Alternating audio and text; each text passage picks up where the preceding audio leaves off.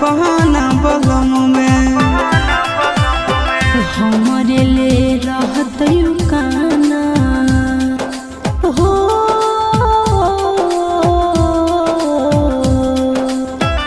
हमारे ले रहत काना रही हथी राजा